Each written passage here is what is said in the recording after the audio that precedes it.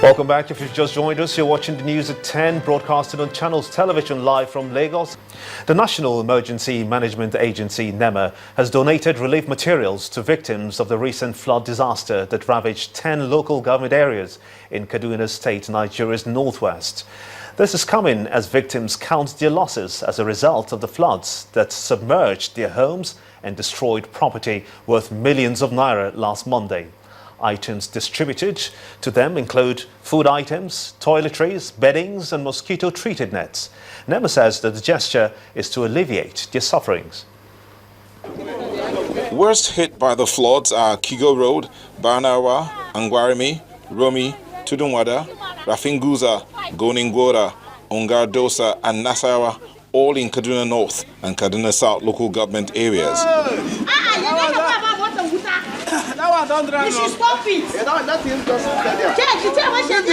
The floods which submerged over 2,000 homes destroyed household property such as electronics, furniture and other valuables.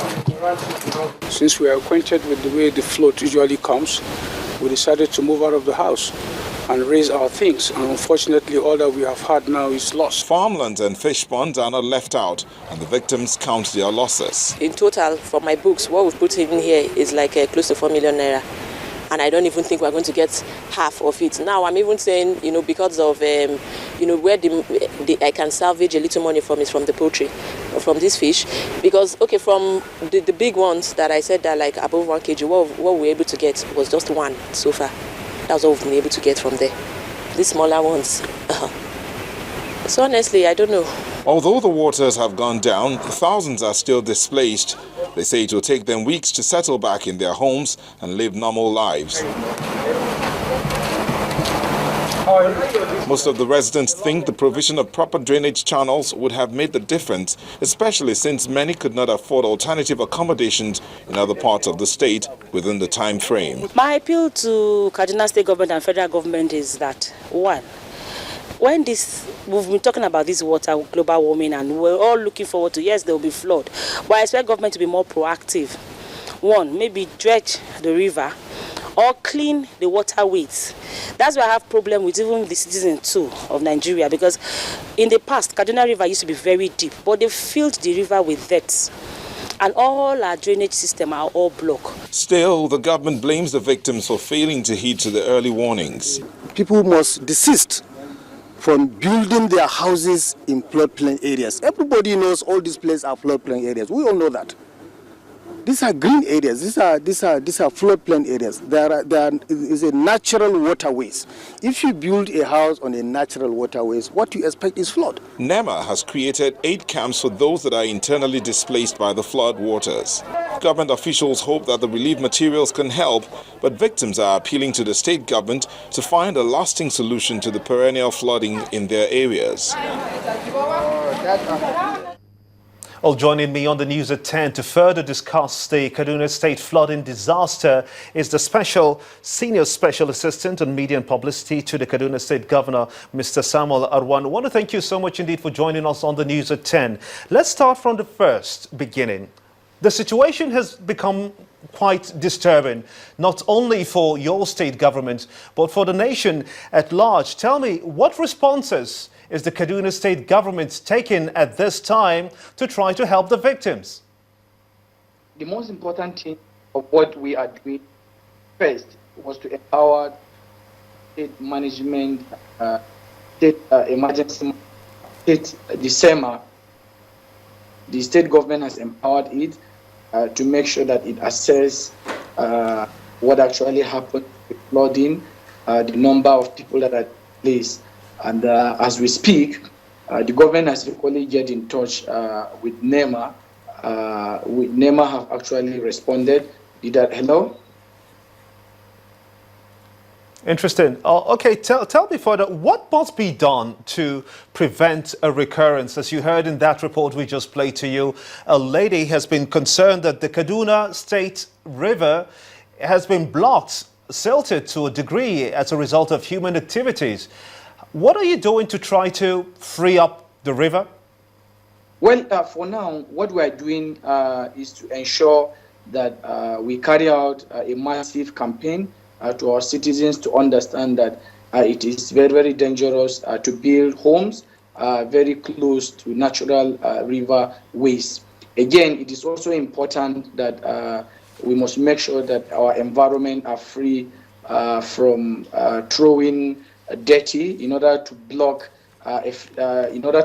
roads that will bring about flow of water. This is part of what we are doing. We want our citizens to understand that water will always find its ways. So what we must do, we must make sure that the waterways are freed from dirty in order to have a proper flow of water, so to say.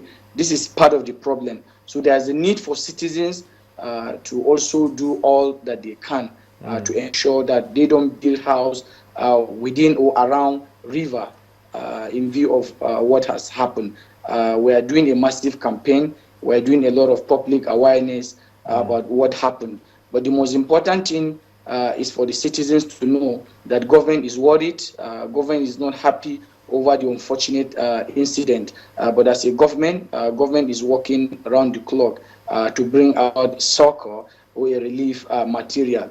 You may also wish to know that for now, Kaduna State government has opened about 5 IDPs camp. It's the registration centers where government are getting information of losses and other cases in order to have a proper plan on how to help the affected citizens of the state whose houses and properties were submerged by the raging flood. Samuel Arwan, the Senior Special Assistant on Media and Publicity to Kaduna State Governor, I want to thank you so much indeed for sharing your thoughts with us here on the News at 10. Well, there may be more flooding trouble in some northern states located along riverine areas, so says a climate change expert, Mr. John Osanwa. Mr. Osanwa, who spoke exclusively to Channels Television, said that for over 30 years, the federal government is yet to build a counter dam to accommodate the annual release of water from the Cameroon Dam. He calls on the government to be proactive in tackling the issue of flooding in the country as the climate continues to change. Cameroon built their dam, what they call the Lagdo Dam. And when they built that dam, there was a plan that Nigeria would build a counterpart dam so that when they release excess water, we can absorb it and control it. Our own dam, what was supposed to be called Dason Hausa Dam, for about 30 years now has not been built. So that is why when Cameroon's dam overflows and they release water, our own citizens are flooded. And Adamawa is this particular dam was supposed to be built in Adamawa State, interestingly, and that's where the flooding is happening now. The Dason Hausa Dam was supposed to be built in Adamawa State, and it has been over 30 years, hasn't been built. So those are some of the lapses you see in terms of government intervention that I want to begin to speak about so that this administration can become proactive. More stories now. 5 pilgrims from Gombe State have been declared missing in Saudi Arabia. The Executive Secretary, Gombe State Muslim Pilgrims Welfare Board, Mr. Usman Gurama, says that the pilgrims could not be located since Thursday. He adds that members of the medical team checked the hospitals and mortuaries but couldn't find them. He, however, says that for now, it has not been confirmed as to whether they were among those who died as a result of Thursday's incident at the stone-throwing venue where over 700 pilgrims died. The Kwara State Governor, Abdulfatah Ahmed, has condemned the hurling of stones and objects at the Senate President, Dr. Bukola Saraki. Speaking during a visit to the Emir of Ilori, Governor Ahmed noted that there are proper avenues for people to vent their grievances rather than turning the place of worship to a theatre of violence. He promised that the government will continue to implement programs that will positively turn around the fortunes of the citizens. Boys that came in jeans and t-shirts. It's not Islamic-like. It's not Quran-like. It's not Ilori-like.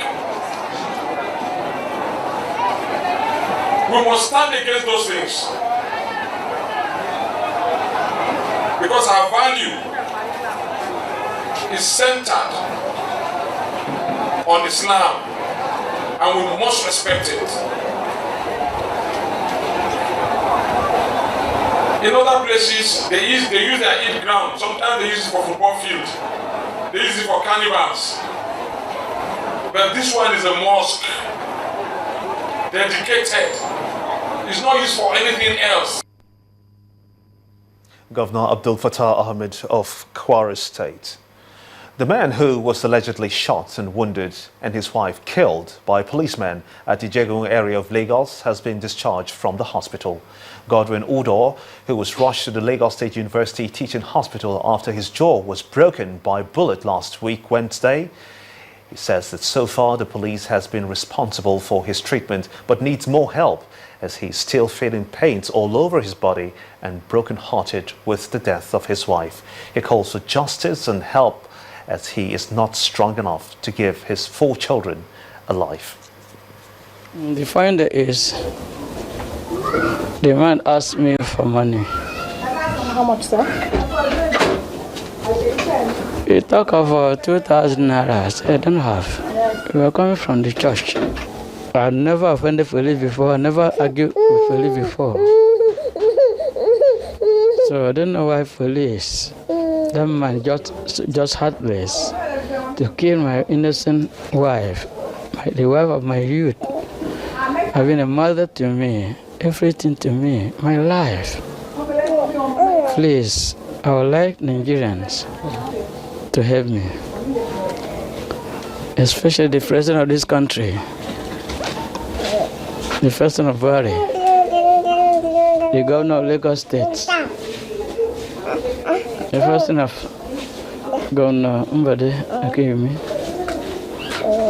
and the governor of Akwa Ibom State. Please,